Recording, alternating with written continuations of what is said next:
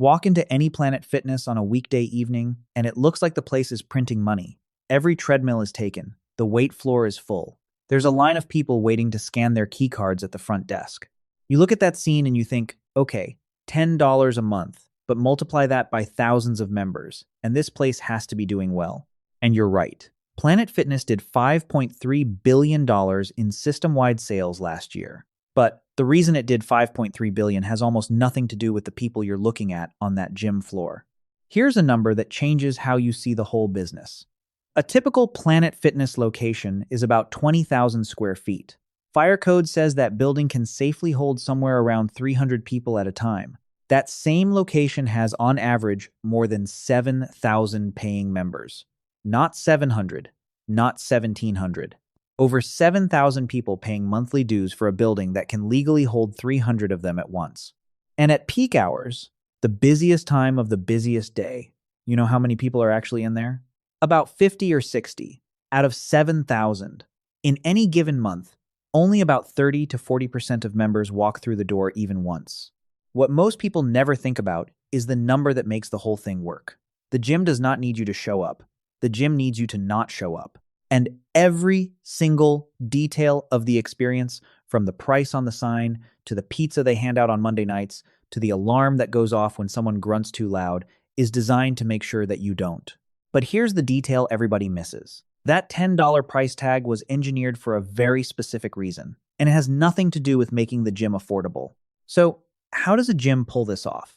How do you sell thousands of memberships for a building that holds a few hundred people and not end up with a riot in the parking lot?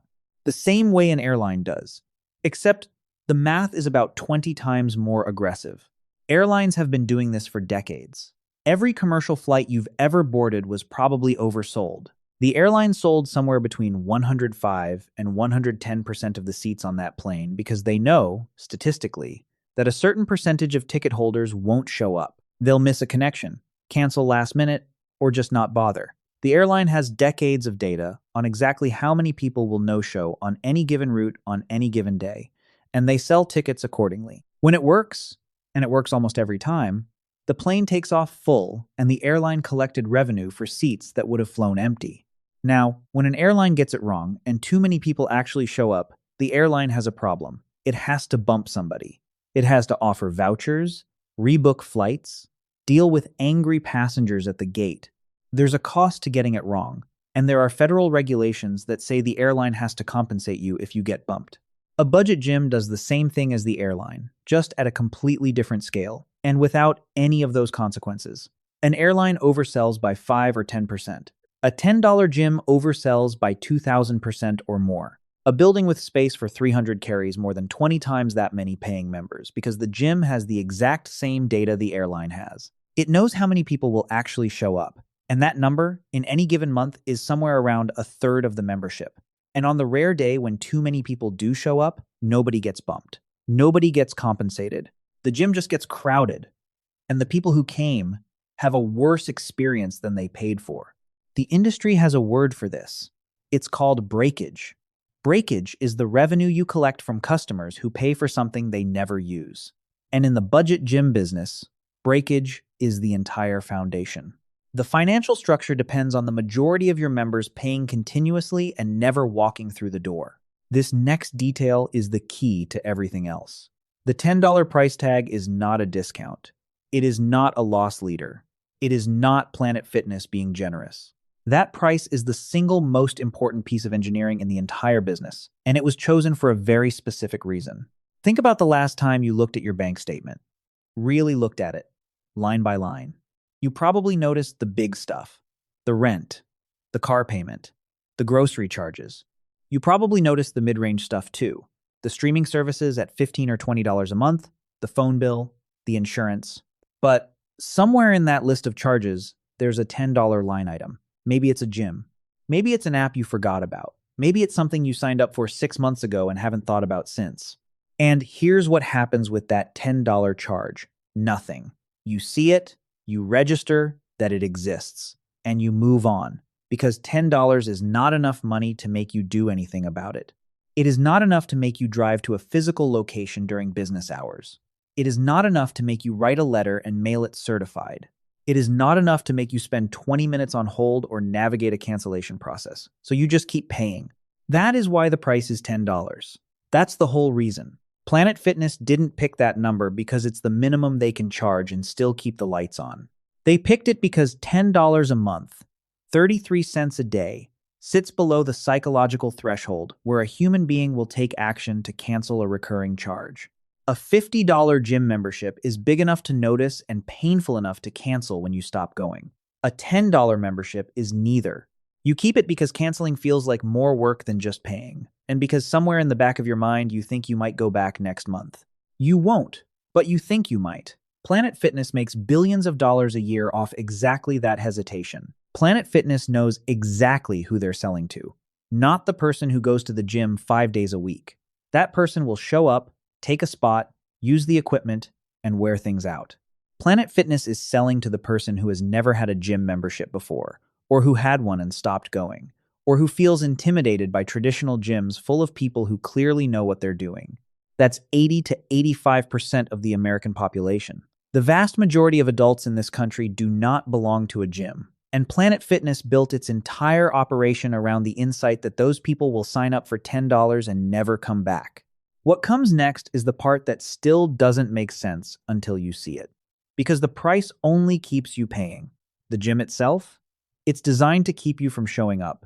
If the way budget gyms actually work is starting to click for you, hit subscribe, because the next part is where it gets genuinely strange. Every Planet Fitness has something called the lunk alarm. It's a real alarm mounted on the wall, and it goes off when someone grunts too loud, drops a weight, or, according to their own policy, judges.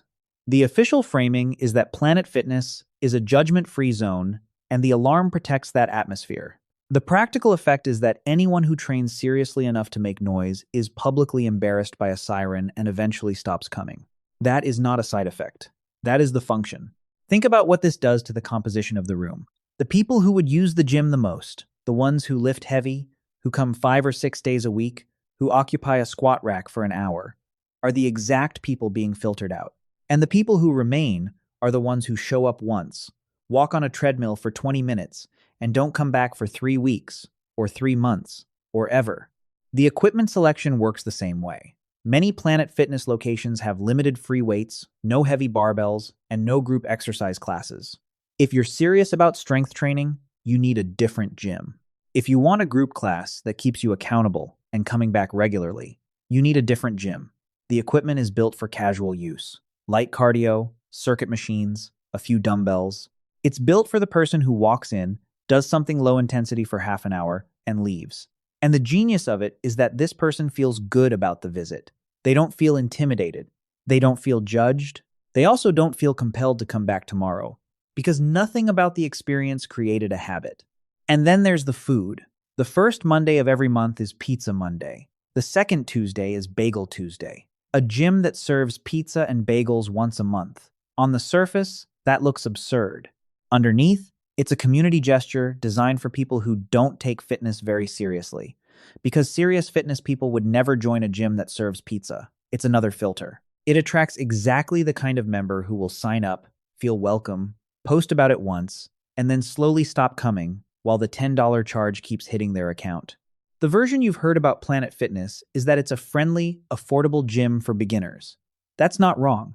It's just not the full picture. The full picture is that every design choice in the building, from the alarm on the wall, to the pizza on the counter, to the equipment on the floor, is optimized to attract people who won't use the gym regularly and to repel people who will. The environment keeps the regulars away.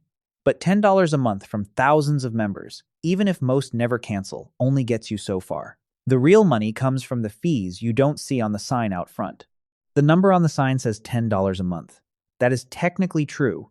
It is also designed to make you think the gym costs $120 a year. It doesn't.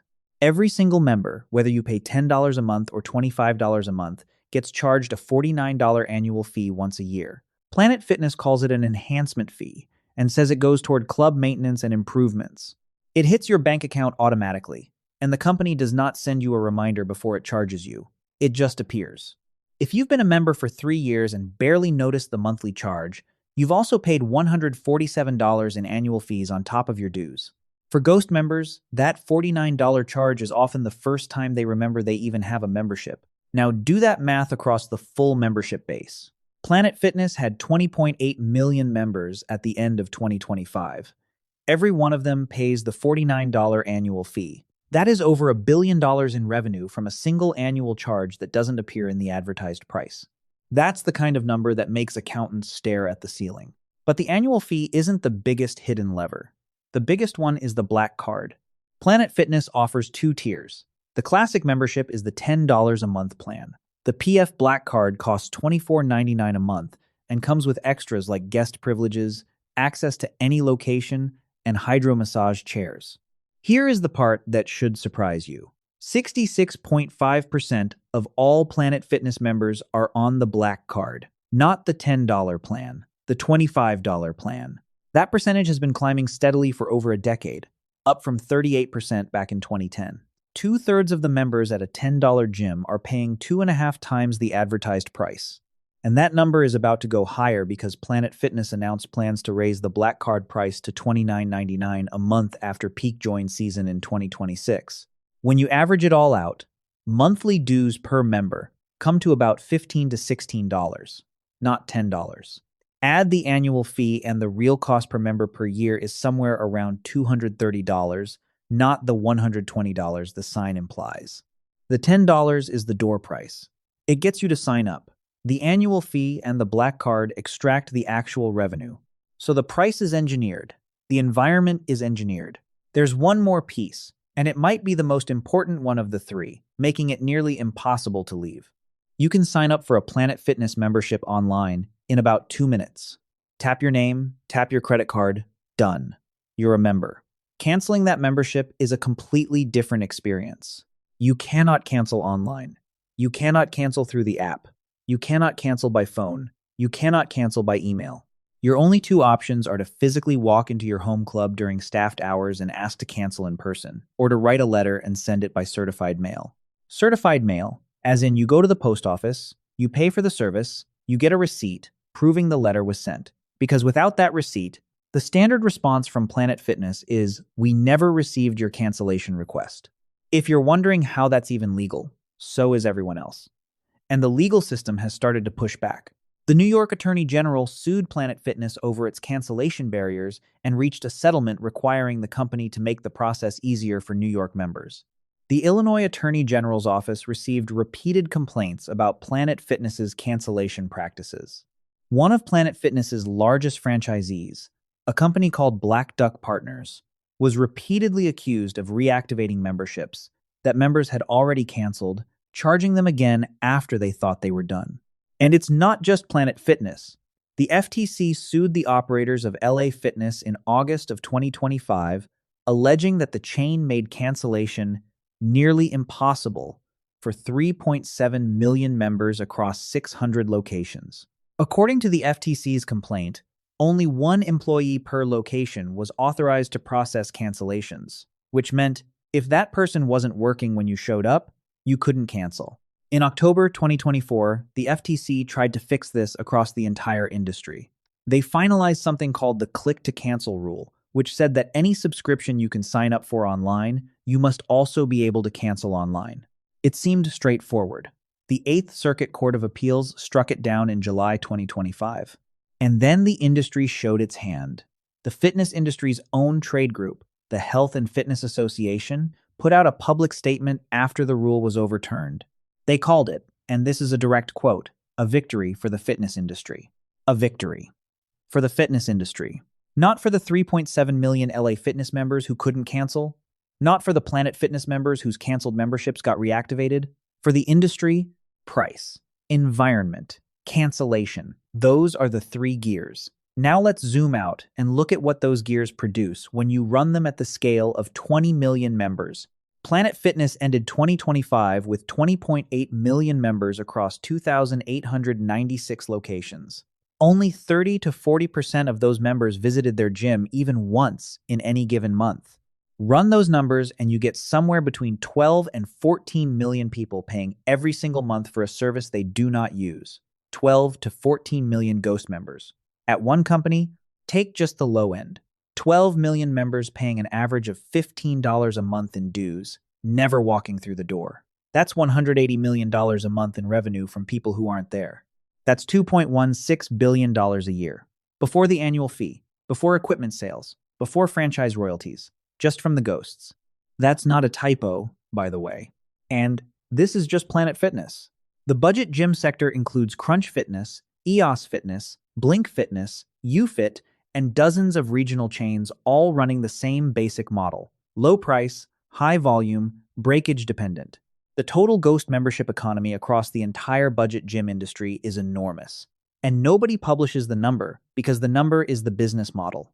The moment you quantify how many people are paying for nothing, you've described the engine that keeps the whole industry running. Planet Fitness, on its own, generated $5.3 billion in system-wide sales in 2025. That is every dollar flowing through every Planet Fitness location, corporate-owned and franchised, in a single year. Over 90% of that revenue is recurring, not one-time purchases, not walk-in day passes. Recurring monthly and annual charges hitting bank accounts, whether the member shows up or not. And the company runs these locations on almost no labor. A typical Planet Fitness has 10 to 12 employees. That's it. For a building with thousands of members. The front desk needs to be staffed, the equipment needs to be wiped down, someone needs to handle the occasional cancellation request that actually makes it through the process. But you don't need personal trainers because the model doesn't sell personal training. You don't need group fitness instructors because there are no group fitness classes.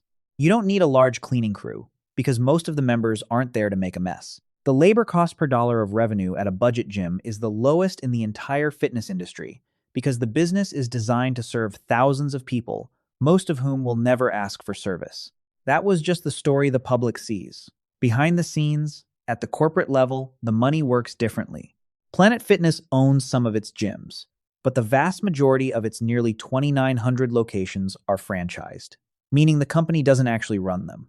A franchisee, an independent business owner, puts up somewhere between $1.3 million and $5.4 million to open a location, hires the staff, signs the lease, manages the members, and handles the day-to-day operations.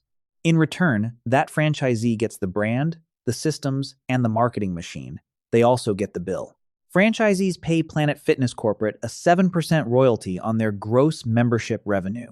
On top of that, they contribute to the National Advertising Fund, and between royalties and ad fees, the total ongoing cut to corporate runs around 16% of everything the location brings in, every month, whether the gym is profitable or not. But the royalty isn't even the cleverest part of the arrangement. The equipment is. Planet Fitness requires every franchisee to purchase their gym equipment either from Planet Fitness itself or from a vendor that Planet Fitness mandates. And every 5 to 9 years, the franchisee is required to replace that equipment. This means Planet Fitness Corporate has a guaranteed recurring revenue stream from equipment sales that grows automatically as franchisees open new locations and as existing locations hit their replacement windows. The franchisee can't go buy cheaper treadmills from a competitor. They buy what Planet Fitness tells them to buy at the price Planet Fitness sets. So, what does a franchisee actually make? The average Planet Fitness franchise location brings in roughly $1.83 million a year in revenue. Operating margins sit around 34%, which sounds healthy until you account for the royalties, the ad fund, the mandatory equipment purchases, the lease, and the loan payments on the $1.3 to $5.4 million it costs to open the place. After all of that, a franchisee is looking at somewhere around $215,000 to $270,000 in actual take-home profit per location. The payback period on the initial investment runs 6 to 10 years. Meanwhile, Planet Fitness Corporate brought in $1.3 billion in revenue in 2025. That's money from royalties, from equipment sales, from the National Advertising Fund, and from the smaller number of corporate-owned locations. The company carries relatively little of the operational risk, because the franchisee is the one signing the lease, hiring the employees, and dealing with the members who show up to complain about the annual fee or the cancellation process. If you're finding this useful, hit subscribe, because this next section changes how you see the whole thing. So the franchisee runs the gym, pays the royalties, buys the equipment, and manages the ghost members. Corporate collects a cut of everything. And the members, the ones who actually show up and the ones who don't, end up in two very different situations. If you're a Ghost member, you're paying for nothing, and you probably know it on some level, but the amount is small enough that you never do anything about it. At $10 a month plus the $49 annual fee, you're spending $169 a year. Over 3 years of not going, that's $507. Over 5 years, it's $845. And that's on the base plan. If you're one of the 66% on the black card at $25 a month, those numbers roughly double. That money doesn't feel like a loss because it never felt like a payment. It just sat there, barely visible on your bank statement, beneath the threshold where you do anything about it. If you're one of the members who actually shows up, you're dealing with a different problem. You're sharing a 20,000 square foot facility with thousands of other paying members, and the gym was not built for all of you. At peak hours, the equipment is full, the floor is crowded, and the experience is worse than what a traditional gym at 3 or 4 times the price would give you. You're subsidizing thousands of Ghost members with your presence because your attendance generates wear and tear, your HVAC costs, your staffing needs, while their absence generates pure margin. And then there are the people who try to cancel, the ones who send the certified letter and get told it was never received. The ones who go in person and discover that the one employee authorized to process cancellations isn't working today. The ones whose memberships got quietly reactivated by a franchisee 3 months after they thought they'd canceled. The federal government tried to fix this. The FTC wrote a rule that said if you can sign up with a click, you should be able to cancel with a click. A federal appeals court killed the rule, and the industry's own trade group celebrated. The whole system is working exactly the way it was designed to work. The price keeps you from canceling. The environment keeps you from showing up. The cancellation process keeps you from leaving. And every layer of the business, from the franchisor to the franchisee to the bank that processes the charge, benefits from the gap between your intention to use the gym and your reality of not using it.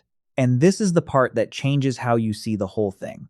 Because once you understand what Planet Fitness actually is, the gym equipment on the floor starts to look like a prop. Planet Fitness is not a gym company. It looks like one. It has the equipment, the locations, the brand, the membership cards. But when you strip all of that away and just look at how the money moves, Planet Fitness has more in common with a streaming service you forgot to cancel than it does with any traditional fitness business. Think about what a traditional gym sells. A traditional gym sells access to equipment, coaching, classes, and a community of people who hold each other accountable. The gym makes more money when you show up because you buy personal training, you buy smoothies, you renew because the habit is part of your life. The gym's financial health and your physical health move in the same direction. The more you show up, the more money they make. Planet Fitness inverted that equation. At Planet Fitness, the gym's financial health and your physical health move in opposite directions. Every metric in their 10K filing, the annual report they file with the SEC, improves when fewer members show up. Lower attendance means less equipment wear, less need for maintenance, lower utility bills, fewer staff hours, fewer towels to wash, fewer complaints to manage. A member who pays $25 a month and never visits is the most profitable customer in the building because every daily visitor costs the gym in equipment wear, water, electricity, and staff time. You know what other business works that way? Insurance. You pay every month, and the company's best-case scenario is that you never file a claim. The difference is that insurance companies are heavily regulated. They are required to actually pay out when something happens. They are prohibited from making the claims process deliberately difficult. There are entire state agencies whose job is to make sure insurers don't profit by ignoring their customers. Budget gyms have no equivalent regulation. They had one for about 9 months, and then a federal court killed it, and the industry threw a party. Here's another comparison that gets closer to the truth. Think about Netflix. When you pay for Netflix and don't watch anything, Netflix still loses money because it already paid for the content, the servers, the bandwidth. Your subscription doesn't become more profitable when you stop watching. But at Planet Fitness, every absent member is pure profit. No equipment wear, no water usage, no towel laundering, no HVAC cost, no staff interaction. The economics are the exact inverse of every other subscription business you can name. The $10 gym chain didn't disrupt the fitness industry. It disrupted the subscription industry. It figured out that the most profitable subscription is one where the product is just real enough to justify signing up, just cheap enough to never justify canceling, and just inconvenient enough to cancel that most people don't bother. The gym floor, the treadmills, the circuit machines, those aren't the product, they're the set dressing. They exist so that the $10 charge on your bank statement has a name attached to it, a place you could theoretically go, a thing you could theoretically do. What Planet Fitness is actually selling is the monthly charge.